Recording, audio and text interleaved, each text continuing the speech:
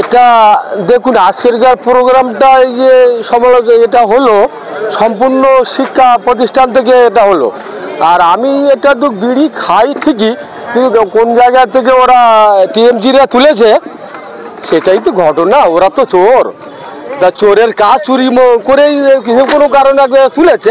তা বিড়ি খেলে কি দোষ? বিড়ি খাওয়া যায় না? ওরা যে আরও কত কি খায় সেটা তো দামি দামি জিনিস বলে মনে হয়, অনেক সময় কুত্তায় পেশাব করে দেয় সে জিনিসও খায়। হ্যাঁ, তা আমি যদি বিড়ি খেয়ে ভুল করে থাকি তাহলে আমাকে একটু ক্ষমা দৃষ্টিকে দেখবেন, কেননা আপনাদের গায়ের ছেলে আমি। কেননা এর যদি ভুল ত্রুটি হয়ে যায় তো ক্ষমা দৃষ্টিতে দেখবেন। আর একটা দিক, এই শয়তান মোল্লা নিয়ে কথা বলবো কি, ও তো বললো আমার কাটারাঙার বুকে মাটিতে দিয়ে জ্যান্ত পুঁতে ফেলবে। তো ও কেমন সার। আর ওই দিদিকে বলবো, ও কার কাছ থেকে অর্ডার নিয়েছে, কার কাছে টেন্ডার নিয়েছে? মনে মুদির কাছ থেকে নিয়েছে। হ্যাঁ, তাই পুঁতে দেওয়ার অর্ডারটা টেন্ডারটা নিয়েছেন।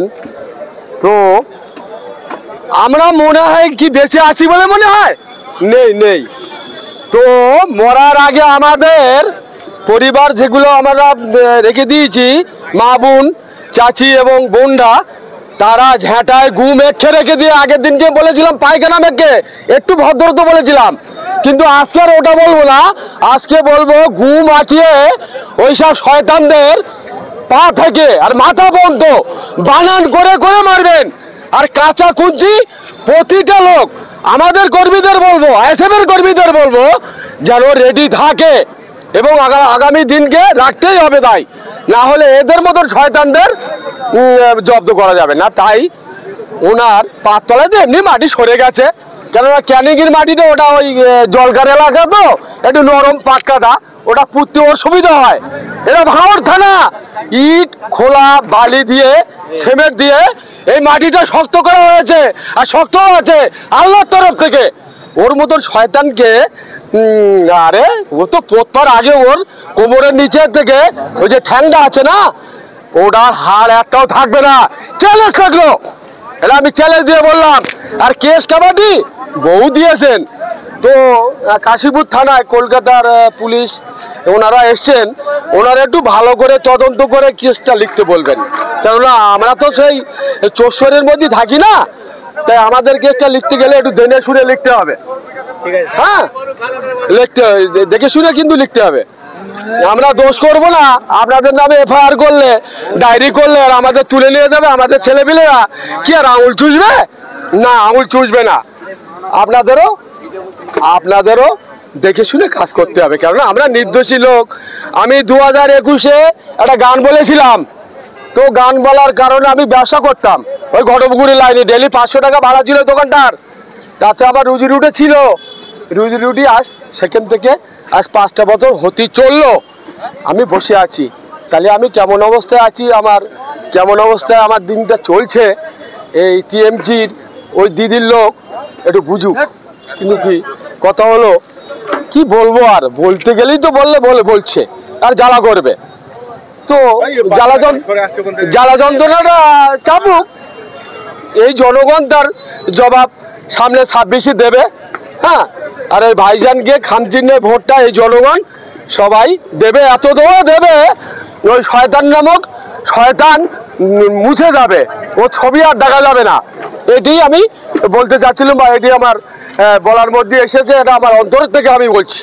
তো আমরা পিছিয়ে যাওয়ার লোক না, আমাদের পুঁতে দেবে মানে আমরা মরে গেছি। তো বেঁচে থাকবো কি করে সে আশা আমরা নিয়ে সামনের দিনগুলোকে দেখবো। এর মধ্যে যদি ভুল ত্রুটি হয়ে যায় ক্ষমা দৃষ্টিতে দেখবেন। এই পর্যন্ত আমি আমার বক্তব্য ইতি করলাম। গত বছর শিক্ষামন্ত্রী জেলে ছিল, এখন প্রাক্তন হয়ে বাইরে এসেছে। শিক্ষার ব্যবস্থা যে অবস্থায় ছিল সেই অবস্থায় আছে, এবং দিনের পর দিন স্কুলগুলো বন্ধ করেছে, এবং সেখানে মদের ঠেক তৈরি হয়েছে, গাঁজার ঠেক তৈরি হয়েছে।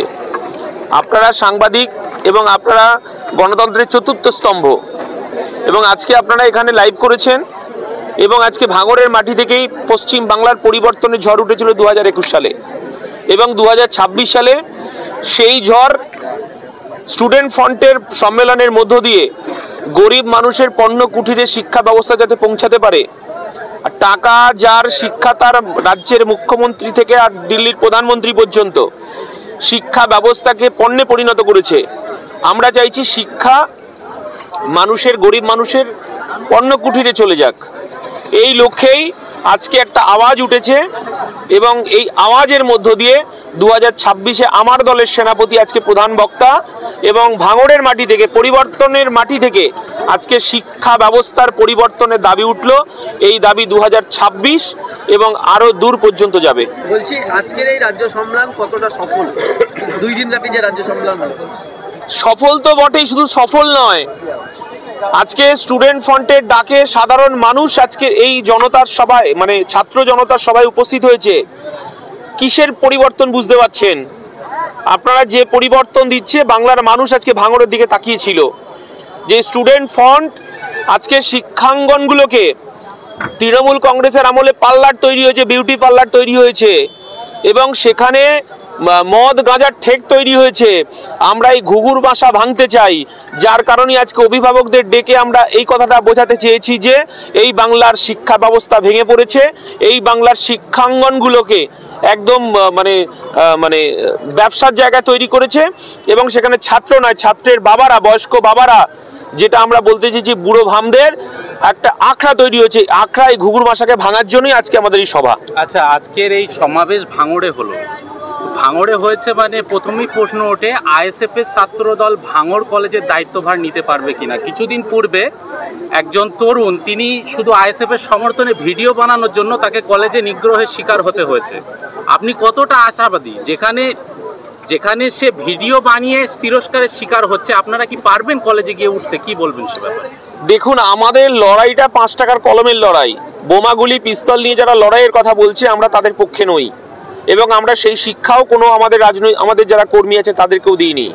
এবং আমার দলের সেনাপতি, আমার দলের চেয়ারম্যান নওশাদ সিদ্দিকী এই বার্তাই আমরা দিতে চাইছি যে বাংলার মানুষ 2011 সালের পর তারা খুব কষ্টের মধ্যে আছে।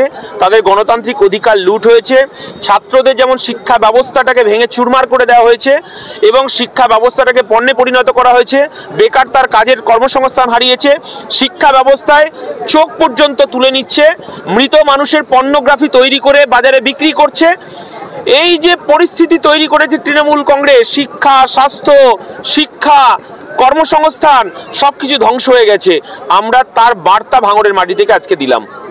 সাধারণ ছাত্রছাত্রীদেরকে তাদের চেতনার জায়গায় জাগ্রত করতে পারে সেই উৎসাহ দেওয়ার জন্য আজকে এই সম্মেলন মঞ্চে থাকা। শোনেন, স্টুডেন্ট ফ্রন্টের যে সমাবেশ আজকের এখানে হলো, তো আমরা যারা নেতৃত্ব দলের, আমরা ওদেরকে উৎসাহ দেওয়ার জন্য আজকের এই মঞ্চে উপস্থিত ছিলাম। তো আমি স্টুডেন্ট ফ্রন্টের উদ্দেশ্যে বলবো যে কার্ল মার্কস একটা বই লিখেছিলেন, দ্য কমিউনিস্ট ম্যানিফেস্টো, আর একটা ছিল the civil war in France. তো সেখানে তিনি পরিষ্কার করে বলে গেছেন যে শিক্ষা আনে চেতনা এবং চেতনা আনে বিপ্লব। তো শিক্ষা জগতে ছাত্রদের বেশি বেশি প্রবেশ যখন ঘটবে তখন তাদের মধ্যে চেতনার বিকাশ ঘটবে, আর চেতনা যখনই ঘটবে তখন অবশ্যই বিপ্লব আসবে। সেই জন্যে আমরা স্টুডেন্ট ফ্রন্টকে, যে ছাত্ররা আজকের এই সম্মেলন করলো, তাদেরকে বেশি বেশি করে শিক্ষা প্রতিষ্ঠানের মধ্যে অংশগ্রহণ করার জন্য, আমরা উৎসাহিত করার জন্য আজকের এই সম্মেলনে আমাদের যোগ দেয়া। দেখুন, এটা তো একটা ছাত্রের কোনোদিন এই আচরণ হওয়া উচিত নয়। ছাত্ররা কলেজে পড়াশোনা করবে, তারা সমাজের পরবর্তী ভবিষ্যৎ তারা, তো তারা কলেজে ওই মারপিট করবে, দাঙ্গা হাঙ্গামা করবে, এটা কোনোদিন ছাত্রসুলভ আচরণ হতে পারে না। কারণ স্টুডেন্ট শব্দের অর্থ আলাদা।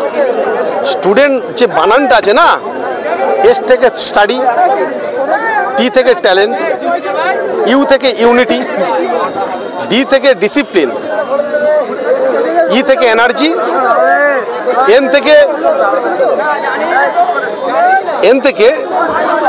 নিট অ্যান্ড ক্লিন এবং টি থেকে ট্রুথফুলনেস। এই গুণগুলো যাদের মধ্যে থাকে তারা হয় স্টুডেন্ট।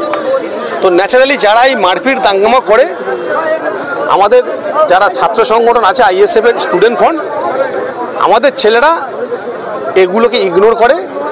এরা আলাদা বার্তা দিতে চায় যে সেখানে শিক্ষা প্রতিষ্ঠান, সেখানে সবাই মিলে বন্ধুসুলভ আচরণ করে শিক্ষা প্রতিষ্ঠানে প্রবেশ করতে হয় এবং সেখান থেকে গলায় গলা মিলিয়ে কলেজের গেট থেকে বেরোতে হয়। এই শিক্ষা দেওয়ার জন্য স্টুডেন্ট ফান্ড আজকের ছাত্র রাজনীতির ময়দানে এসছে, আর সেই শিক্ষা আমার চেয়ারম্যান নওশাদ সিদ্দিক আজকের মঞ্চ থেকে দিয়ে গেল। সকালে কথা বলছিলেন আপনাদের এই সভার পাল্টা সভা তারা দ্বিগুণ স্টুডেন্ট ফান্ডের নেতা ছাত্রদের নিয়ে কার নাম বললেন? এই আমার ওই ডায়মন্ড নগর 100 কিলোমিটার গাড়ি ভাড়া করে এখানে তেল পুড়ে এখানে ওর উত্তর দেবো বলে কি যা তা প্রশ্ন করছো?